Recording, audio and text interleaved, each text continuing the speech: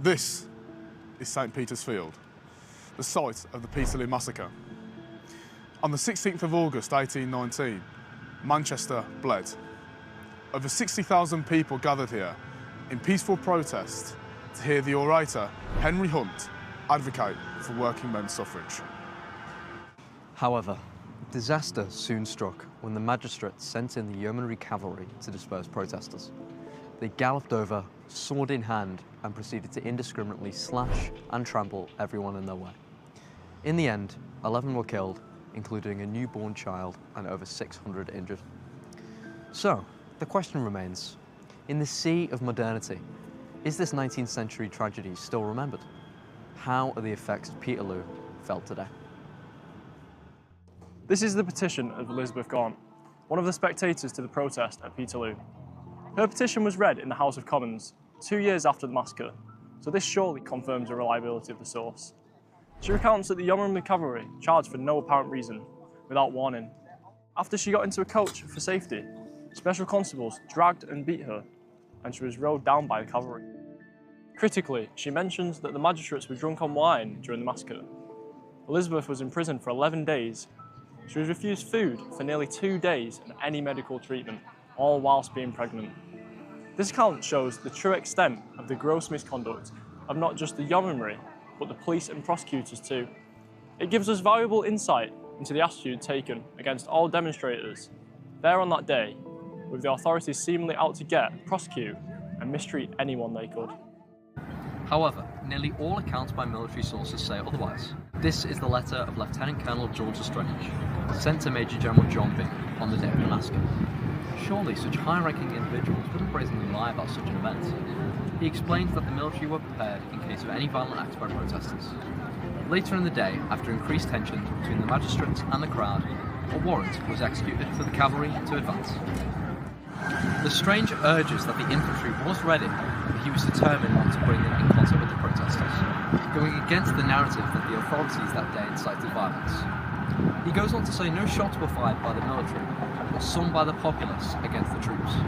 A special constable was killed, and a yeoman critically injured. This source completely flips the common narrative of the Peterloo massacre.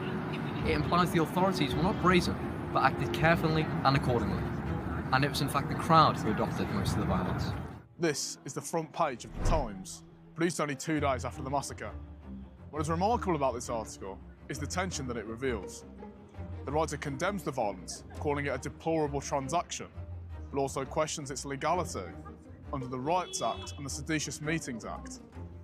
The writer argues that discussing parliamentary reform was not illegal. So on what legal basis were people cut down? The report chooses to be careful and does not fully condemn either side. We are still living with such questions raised here. What makes a gathering unlawful? Who decides? And is the decision fair?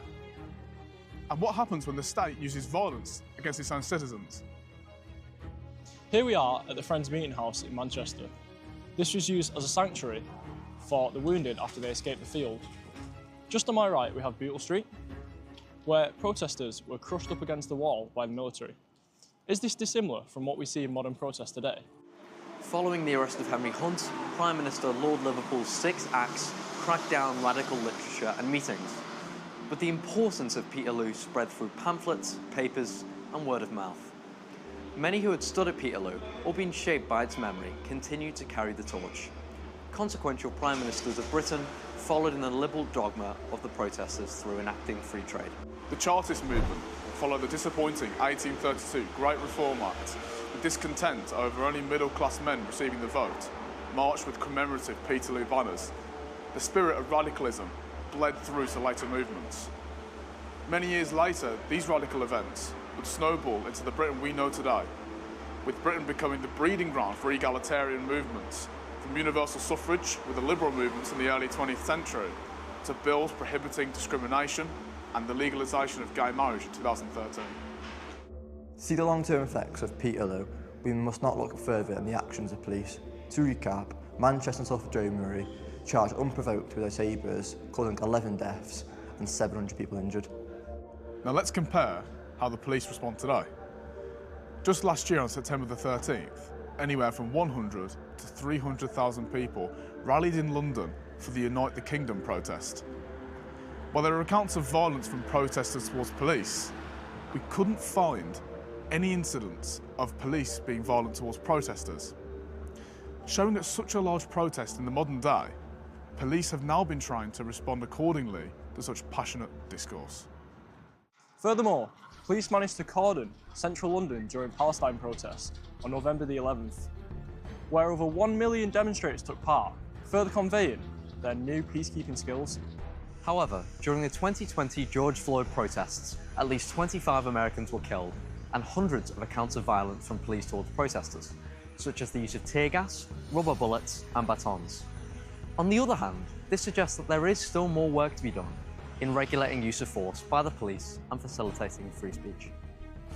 However, we couldn't find any major modern incidents of police brutality in Britain during protests, which may infer that police in Britain have dramatically improved in regard to their response to demonstrations. So, are the effects of Peterloo still felt today? We think they are, with police violence against protesters, especially in the UK, being nearly eradicated. Updates to the Public Order Act have defined acts of violence and, more importantly, forbidden them. This puts demonstrators from all sides on the side of the law. Peterloo is not a footnote of 19th century Britain, but rather a turning point in the history of the fight for human rights. We are students from the University of Salford, and this is our public history. We hope you enjoyed watching this documentary as much as we enjoyed making it. Thank you.